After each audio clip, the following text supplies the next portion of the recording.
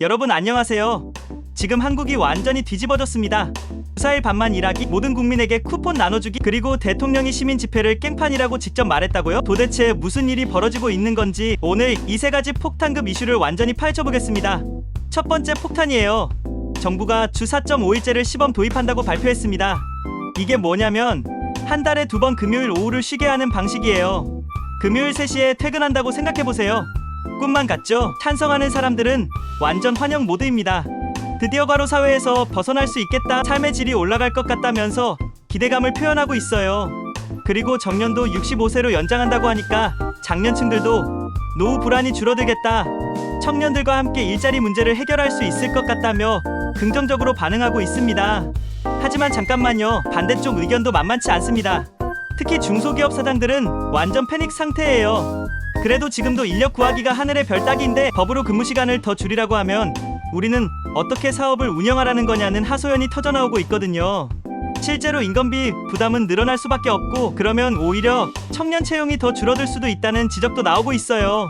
좋은 취지는 알겠지만 현실적으로 중소기업이 감당할 수 있을까라는 우려의 목소리가 크죠. 과연 이 정책이 모든 사람에게 도움이 될 수 있을까요? 두 번째 뜨거운 이슈로 넘어가 보겠습니다. 정부가 코로나 이후 두 번째로 국민 소비 쿠폰을 지급하겠다고 발표했어요. 그런데 이번에는 조건이 있습니다. 재산 과세 표준 12억 원을 넘거나 금융소득이 연간 2천만 원 이상인 사람들은 지급 대상에서 제외한다는 거예요. 쉽게 말해서 부자들은 빼고 서민들에게만 주겠다는 얘기죠. 지지하는 쪽에서는 완전 환영하고 있습니다. 코로나 때문에 위축된 소비 심리를 살릴 수 있을 것 같다, 서민 가게에 직접적인 도움이 될 거다라면서요. 특히 소상공인 단체들의 반응이 뜨겁습니다. 쿠폰 지급이 매출 회복에 정말 큰 역할을 할 것 같다, 코로나 이후 힘들었는데 이번 기회로 조금이나마 숨통이 트일 것 같다며 긍정적인 기대를 보이고 있어요. 하지만 비판하는 쪽의 목소리도 상당합니다. 부자와 중산층을 배제하는 선별복지가 과연 옳은 것인가? 이런 식으로 국민을 나누는 것이 오히려 국민 갈라치기 아닌가라는 지적이 나오고 있거든요. 게다가 재정 문제도 있어요.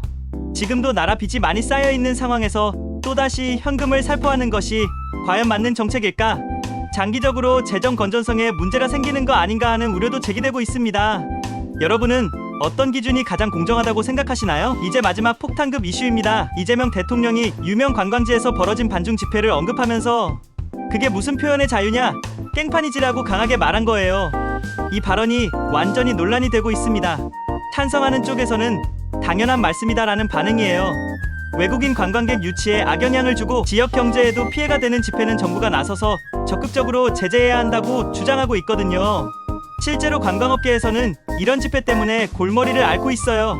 중국인 단체 관광객들이 위축되면 우리 매출이 정말 반토막이 난다, 코로나로도 힘들었는데 이런 일까지 생기면 정말 어떻게 살라는 거냐며 불만을 토로하고 있습니다.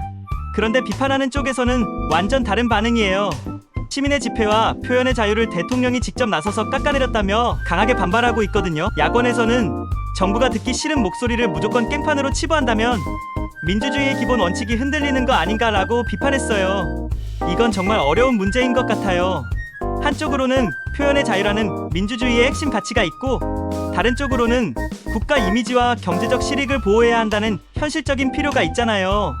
이 두 가치가 정면으로 충돌하는 상황이니까요. 자, 오늘 세 가지 뜨거운 이슈는 어떠셨나요? 주 4.5일제 도입과 정년 연장 문제, 선별적 소비 쿠폰 지급 논란, 그리고 대통령의 깽판 발언까지 정말 각각 다 복잡하고 어려운 문제들이네요. 여러분은 이 세 가지 이슈에 대해서 어떻게 생각하시는지 댓글로 꼭 의견을 들려주세요. 찬성하시는 부분도 있고 반대하시는 부분도 있을 텐데 서로 다른 의견을 존중하면서 건전한 토론을 해봤으면 좋겠어요. 구독과 좋아요는 저에게 정말 큰 힘이 됩니다. 다음에도 더 흥미진진한 이슈로 찾아뵐게요.